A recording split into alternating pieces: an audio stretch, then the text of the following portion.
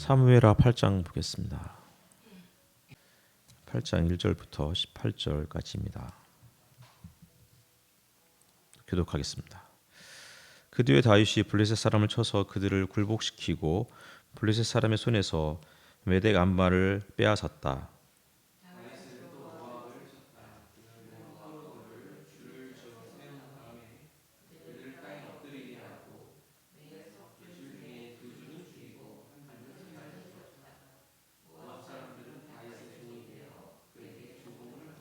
르호베 아들 소바 왕 하다데셀이 루프라데스 강 유역에서 자기 세력을 되찾으려고 출정하였을 때 다윗이 그를 치고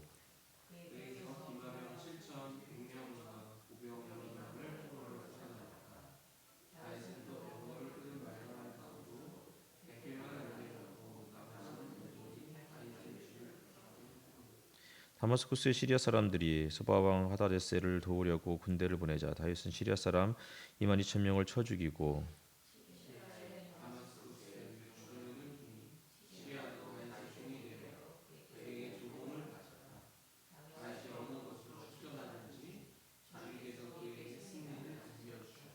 그때 다윗은 하다데셀의 신하들이 가지고 있는 금방패를 다 빼앗아서 예루살렘으로 가져왔다.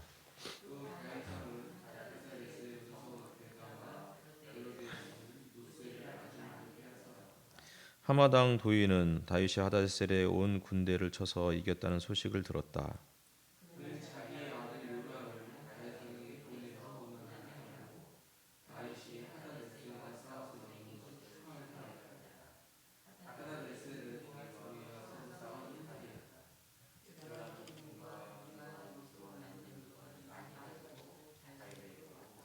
다윗 왕은 이것들도 따로 구별하여서 이미 정복한 모든 민족에게서 가져온 것에서 따로 구별하여 둔 은금과 함께 주님께 바쳤는데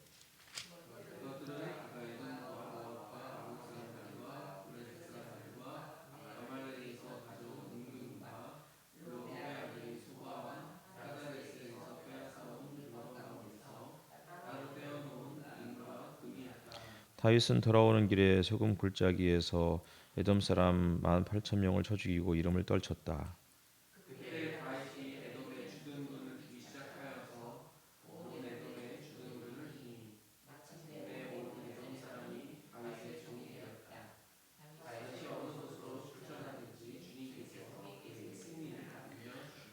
다윗이 왕이 되어서 이렇게 온 이스라엘을 다스릴 때 그는 언제나 자기의 백성 모두를 공평하고 의로운 법으로 다스렸다.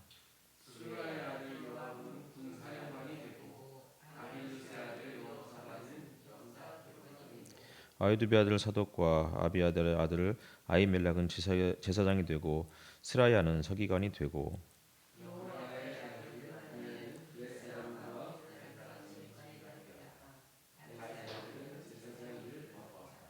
아멘. 10월이 벌써 이제 또 시작이 되어서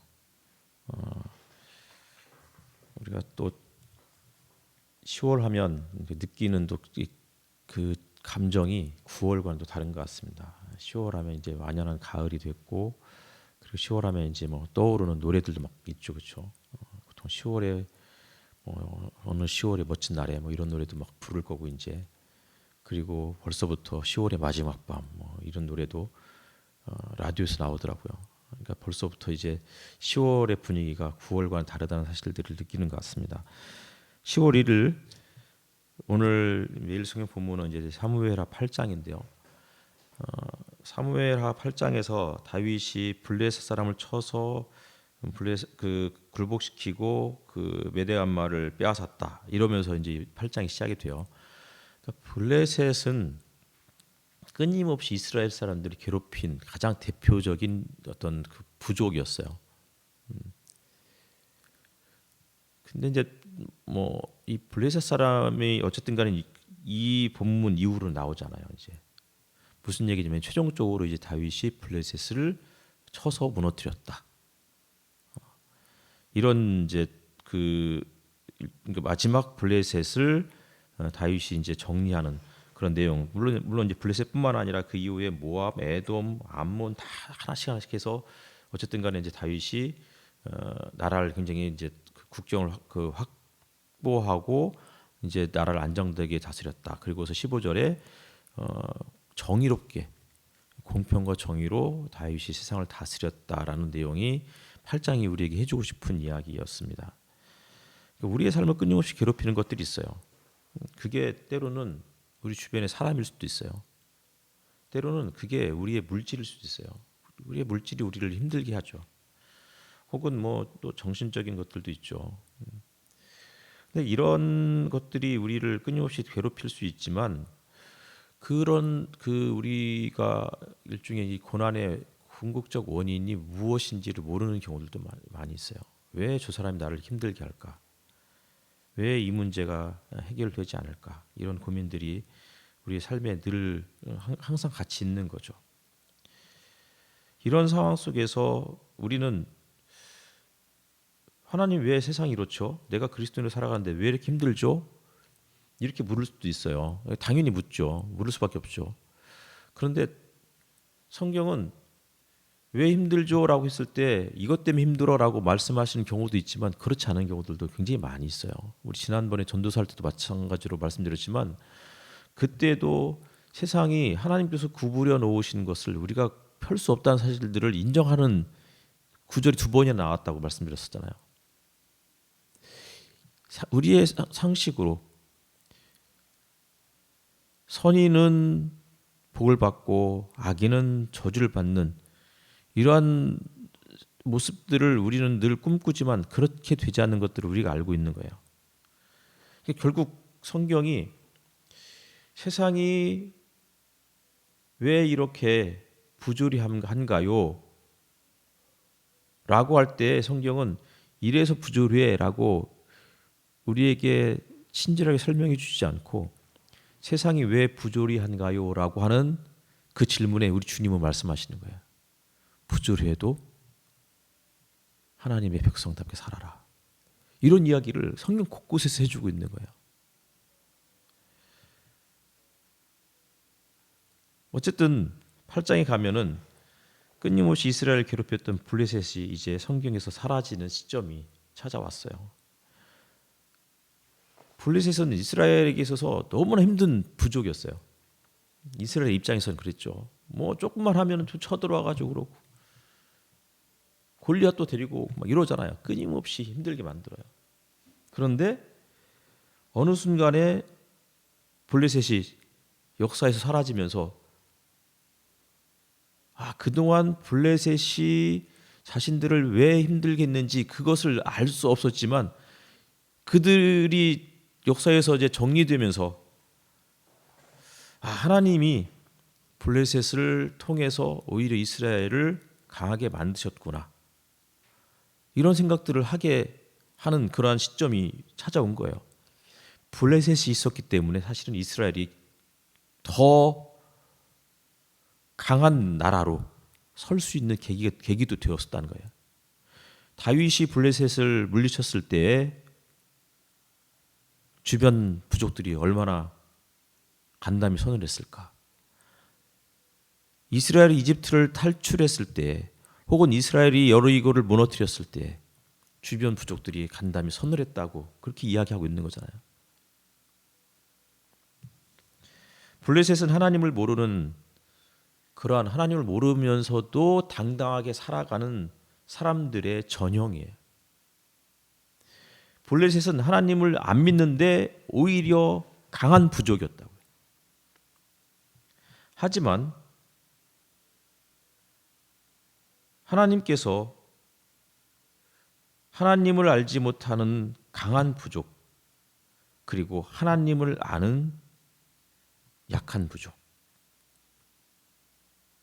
둘 중에 하나님은 하나님을 아는 약한 부족을 선택하셨고 끊임없이 강한 하나님 알지 못하는 강한 부족에게 시달림을 받게 했지만 그 과정에서 단단한 백성으로 하나님이 만들어 가셨다는 사실들을 8장이 우리에게 보여주고 있는 것이다라고 생각이 들었습니다. 그러면서 아까 말씀드렸듯이 블레셋에 대한 다윗의 승리의 원인은 다른 게 아니었고요. 15절 말씀처럼 정의와 공의를 실천하는 거였어요. 부조리한 세상에서 왜 이렇습니까? 그러면서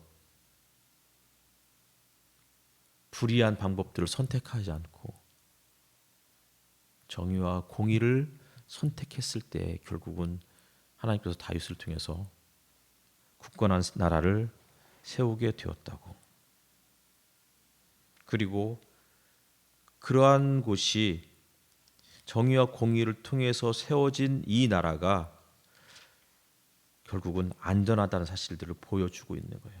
그래서 15절을 다시 보면 다윗이 왕이 되어서 이렇게 온 이스라엘을 다스릴 때 그는 언제나 자기의 백성 모두를 공평하고 의로운 법으로 다스렸다. 그러면서 사람들을 세우는 과정들이 16절 이하에 나와 있어요. 요압은 군사령관이 되고 여호사밧은 역사 기록관이 되고 사독과 아비아달의 아들 아히멜렉은 제사장이 되고 누구는 서기관이 되고 누구는 제사장이 되고 다윗 혼자 다 일을 추진한 게 아니고 도맡아서 한 게 아니고 인재들을 적재적소에 배치해서 안정된 나라를 만들어갔다. 이게 사무엘하 8장이 보여주는 내용이라고요.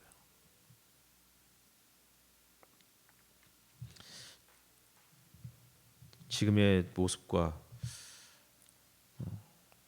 우리나라도 좀 그런 나라가 되었으면 좋겠어요. 공평과 정의, 사람을 제대로 세워서 정말 말도 안 되는 일들이 좀 안 생기고 정말 좀 안정된 나라. 수많은 사람들이 대출 이자가 급속도로 치솟고 있고